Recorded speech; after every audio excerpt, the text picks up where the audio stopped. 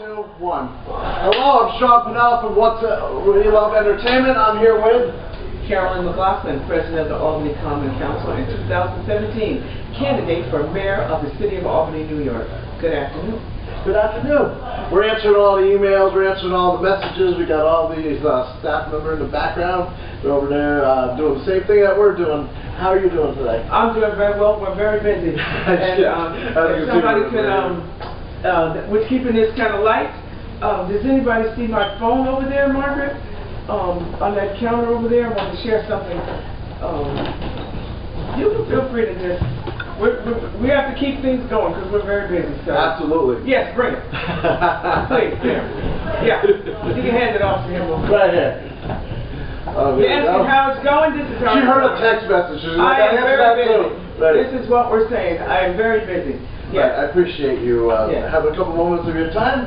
I want to know, what can the people at home know about you and why you're running for mayor this year? Well, I've been an elected official in the city of Albany for the last 20 years. But not only that, I've been serving the city of Albany for the last 20 years as an elected official. I am a seasoned professional who married a professional career with her political career. For the last 20 years, I recently retired from the state of New York, working for the various departments. I had 10 years in the Division of Budget, 2 years in the Civil Service Department, and 16 years in the New York State Teachers Retirement System. So I have a lot of experience. And even prior to that, I have a degree in chemistry, a bachelor's degree, and I have a master's degree in public administration. So what we've tried to do is just use all that experience and that education and professional training to serve the people of the city of Albany. And what we're running because we believe that we need a new voice, a new perspective in City Hall so that we can even affect the people's lives on a broader scale. Right. New ideas. With new ideas to get new outcomes. Yeah. Boy, I guess you do like what you do. Yes, I do. Yes, I do. That's a list. Okay, I want to ask you one question. Sure. What made you do all that stuff that you did? I didn't get a chance to. It's a mouthful, isn't it? Yes, it is. Okay. See how organized you is. You're going to let me read everything. Okay, here we go. As you go down that, you might want to pull out something. But why did I do it? Yeah. Because, you know, did something inspire you? Like, was it somebody who said, "Oh, you're a good public speaker," or "You're a good advocate," or you know, you should be a counselor, or you're organized, maybe start cooking, make a recipe. I don't know. No, I think what happened, what triggered it was, I did a lot of volunteer work when I first that's how it all starts. Yeah, finding what you like. Yep. And did a lot of volunteer work with the United Way, the Urban League, Girls Incorporated, the Boys and Girls Club. Yeah. You name it, whatever neighborhood-based organization. I did AmeriCorps. So when you do all that work, and then you get to see a lot of how nonprofit organizations work, and then that sparked some of my interest, and then I bought a home. And that is really what triggered it. Because a lot of people who are homeowners, they ask questions about, why don't you do something about that? Why don't you do something about that? A lot of people were coming to me asking me, why don't they do something about this? Yeah. Why don't they do something? So I said, you know what? Then that something triggered you. I'm going to join a they group. That's what I did. So I'm going to be part of the they. And I did. And I got some friends together and we talked about it. And the next thing I know, around my dining room table, we had created a platform. And in 1997, I was running for mayor, council member for the first ward, second ward, which is right here where we're sitting right now. Yeah, a lot of people I interviewed, they seem to be a volunteer, and then they become an involved volunteer because something touched their heart, and that's something they say to themselves. That's what I can work with. That's what I can do. That's who I am. That's my calling. You find something that you're passionate about. One of the things that I was passionate about in 1997 was potholes in the street. Potholes never go away. They never go away. They're still there. They're still there. Yeah. But you've got to make sure that people are there and noticing them and paying attention to everyday living as far as potholes are concerned. Absolutely. Potholes and making sure that other resources were being applied equitably around the city. I felt at the second ward, which is where I live, and have lived for almost 30 years now, that their needs were not being met. So I stepped up and said I was going to be a voice for those people. Yeah, this is a great area. Your headquarters is essentially located around a lot of public assistance too. So, you know, I'm just adding to that because I see a lot of new buildings and things and new programs being developed. That's probably you. This is the South End of Albany, the historic South End, and this is the oldest part of the city. Dan O'Connell, who was the first chairman of, I guess, the Albany County Democratic Committee, was born a few blocks from here. So this is where the history of the city begins, right here in the South End. So your new venture is right in the heart of knowledge that you know within the city that you love, where you are right now, demographically too. What new ideas can people know that you are? I'm sure you're hearing your competitors, you know, talk how they're talking. What's your ideas on that? What do you think is most important? With your experience, you know, we're here for a positive campaign, but you know, obviously, because you're concerned about Albany, obviously you have to listen to what other your competitors. Well, actually, since if you recall, we were the first ones to announce that we were running for mayor.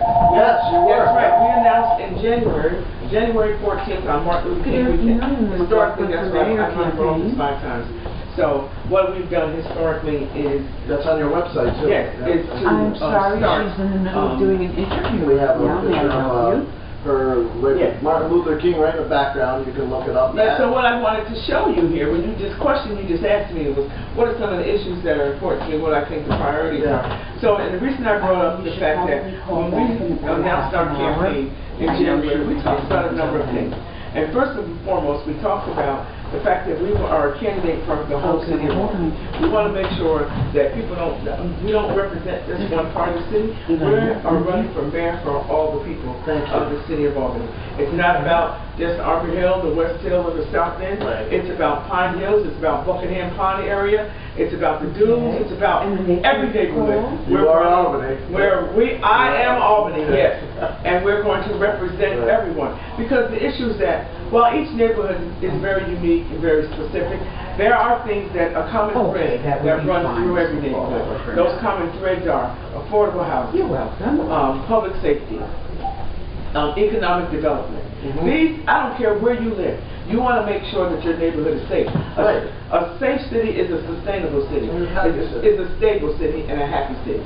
A city that has growing businesses is going to be a strong city where people can find work, where people can be entertained, where people can feel free that they can raise their children in a city that is going to be affordable. And they can sit outside their porch knowing that they're not trouble ain't going to find them. Affordable housing is very important. I don't care what neighborhood you live in. I happen to live here in the South End. There was just an article in the paper yesterday that there's over we really have a lack of about 6,000 affordable housing units in the city of Albany. And it doesn't matter whether you are middle class or whether you're on public assistance. People are still looking for affordable housing.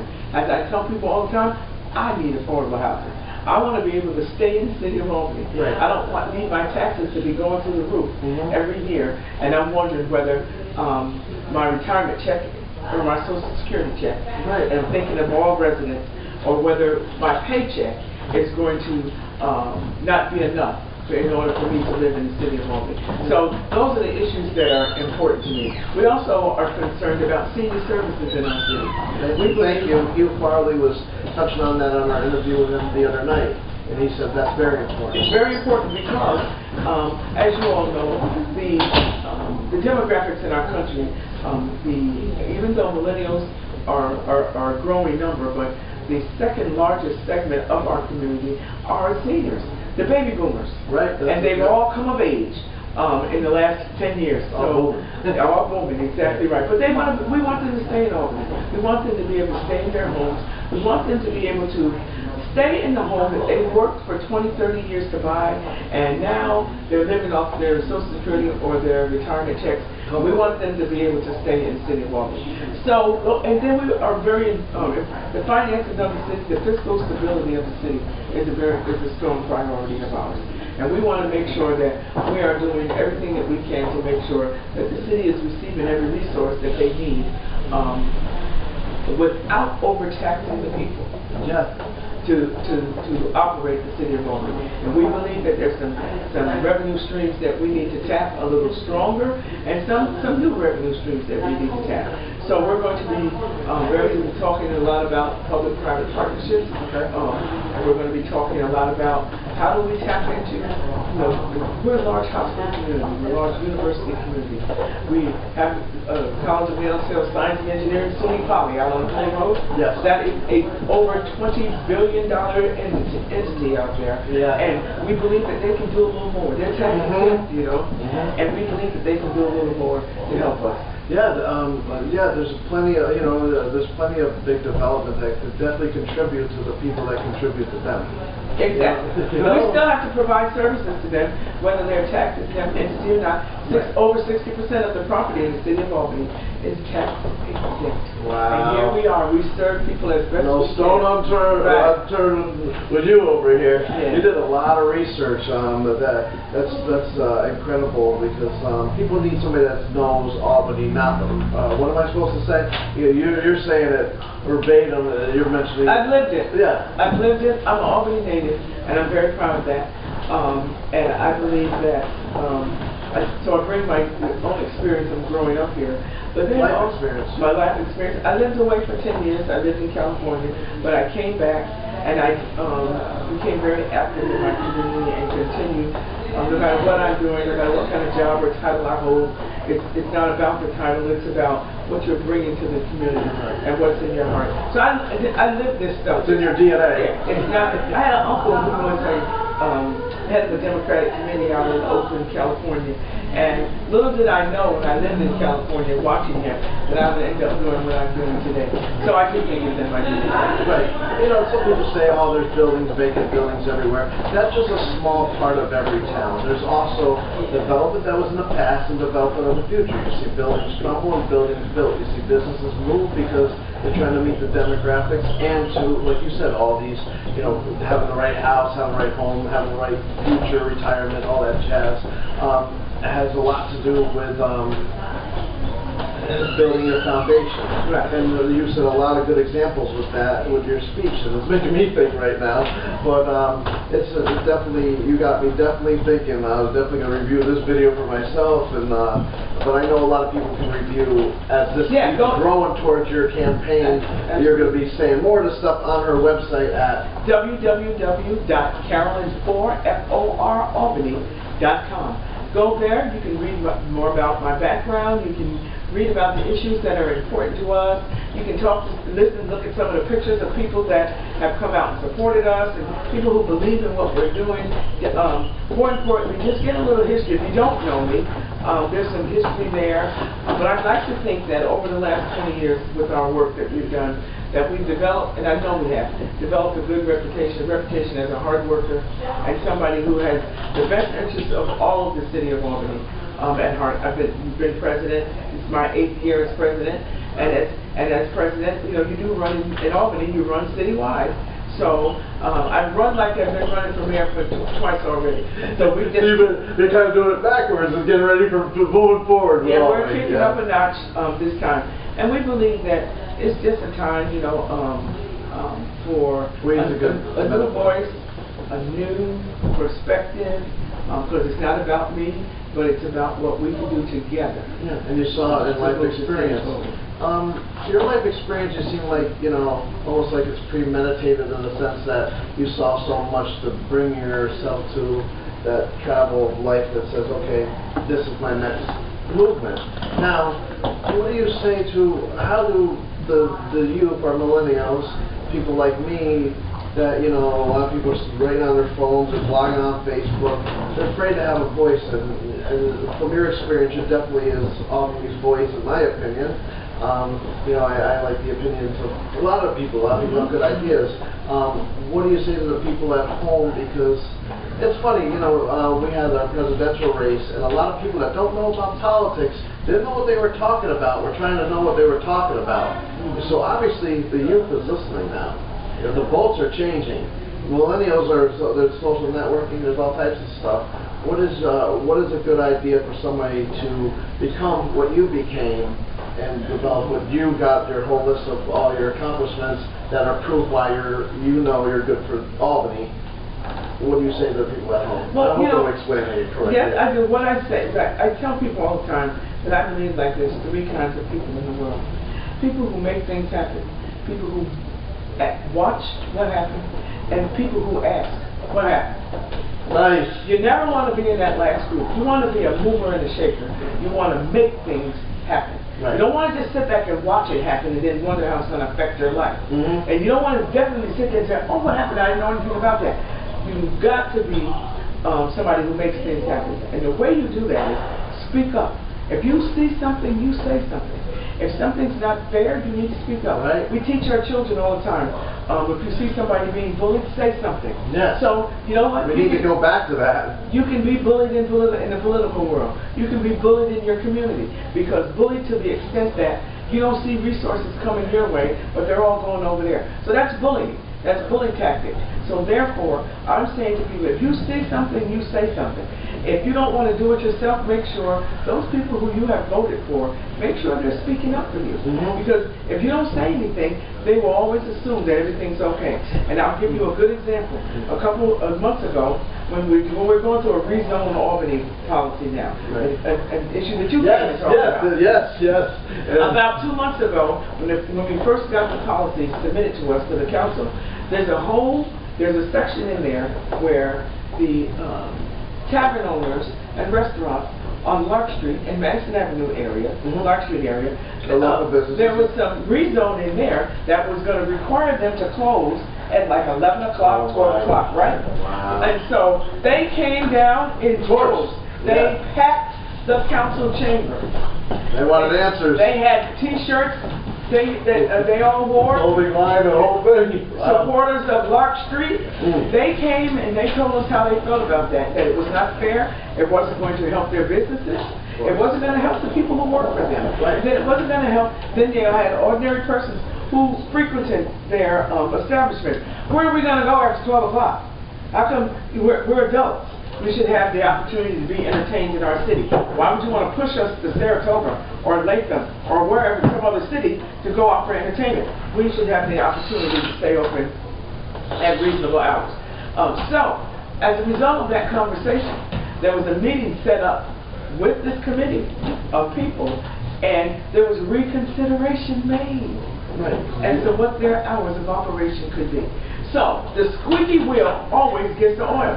It's the truth. So don't sit back thinking, oh, they'll work it out. No, they will not work it out unless you come and tell them what is the issue. So this is what I expect, would implore people to do. Speak up when there's something of concern to you. But also, if you have a desire, maybe you never know. I never thought I was going to end up in politics. But if you never know where you're going to end up. So whatever, something that you're passionate about the media. So somehow, you decided, okay, I'm going to get my own little show. Right. So, same thing with me. I was passionate about potholes. I was passionate about economic development. So all of a sudden, next thing I know, I'm in the business. I'm trying to, because if you follow your dream, you follow your passion, and if you're willing to work hard, you're a fan. And you're concerned about people, this way you end up. Yeah. Because you can't help yourself. Right. I can't help myself. You're your biggest mentor, your biggest friend, everything. At the end of the day, all you got is you. That's right. And seek out people. Because I love inspiring young people and talking to young women in particular about leadership and what it means. Yeah. And everybody has the potential to be a leader. Yeah, because everybody, it is really that's what's critical, that gives you either the mindset for what you're going to be like, and that goes for everything. One last question I wanted to ask you: how do you feel about the heroin epidemic, our systems? How do you feel about that seems to be the talk of the town about maybe Uber?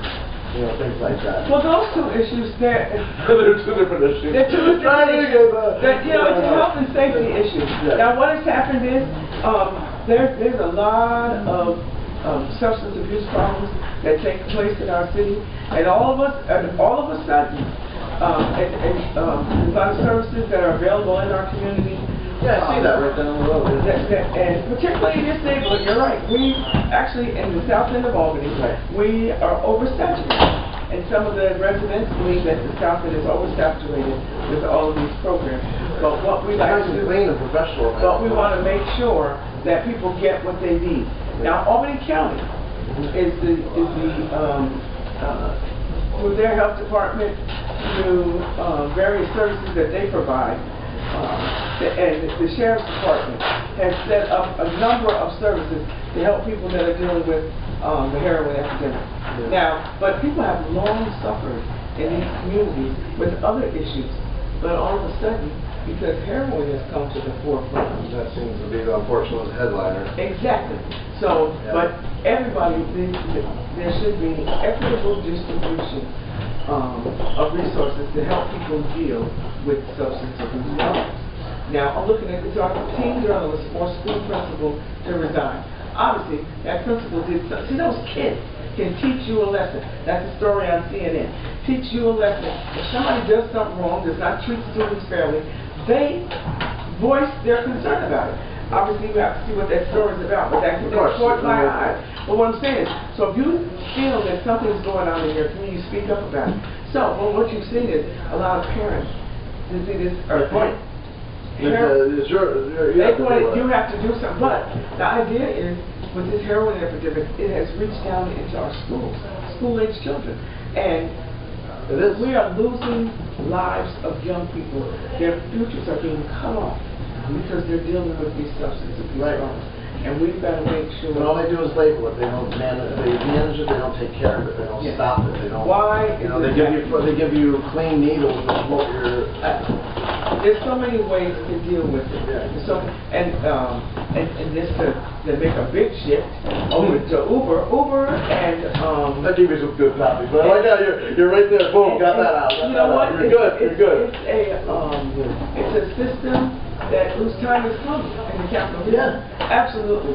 I've gone to other cities, Washington, go visit my niece. They have cars to go to work, but when it comes to like going out, Uber. You know why I like Uber? Because my grandparents, they have bad knees. So when they're waiting, so instead of waiting for that taxi, they can do their shopping and time it right with Crossgates Mall. When they open the door, there's the Uber driver that's a mile away. You know what I mean? Because there's so many of them versus, taxis. We're not here to wreck the taxi industry, but there's different needs for everything. But really, because I do think that there's They'll be regulated okay for everything to work, And I think the legislature have vetted this issue and talked about it for, I mean, since the second year we've tried to get it here. So I do believe that it's something that the community will make use of. And you want it to help people, young people going out. I see 8, 10 of them piling out of a taxi or a van, which is smart because if they're going to go out, they're going to be drinking. They can get a ride home, get home safely, and their parents don't have to worry about them.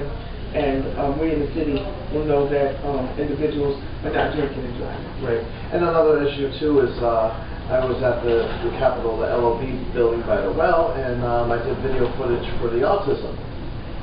People learning disabilities, and just like we're learning about heroin and we're learning about how to focus and conquer, just like things in the past we focused and we conquered them, and every day is a new beginning to learn more from yesterday.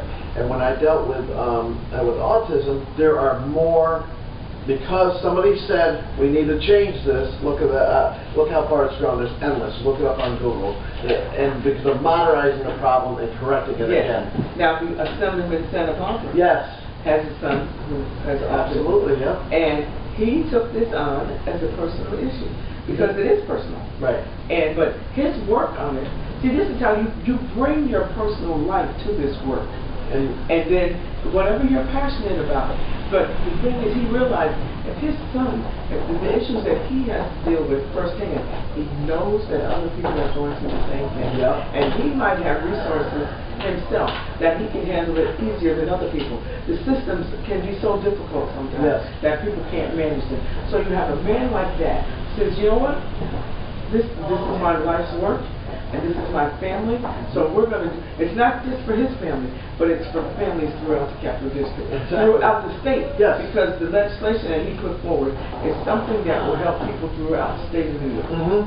So, right, so that's why I said squeaky wheel gets the oil, and when you get into this political arena, there's something that you're passionate about that drives you to do the work. Yeah, that is right, and I do, like his son's been involved with it too, and there's growth with them too, and I love how Angelo celebrates how his son's growth and achievement. Right, and another thing too is, you know, anybody that's watched it from the beginning has seen him be better and happier and interactive. More independent. Right, and learning that. Sometimes the disability, some people, you know what to do with the fix to make them feel comfortable, and then there's people that can explain their disability, but you need to learn what the disability is so you can help, you know, conquer that one and learn yourself. What prevents you, what makes you, like you said, the power, the driven, the passion to go forward, and that metaphor that drives you. You know, in your case, your life experiences and what you saw, it's like, wow, I got a new idea to make life better.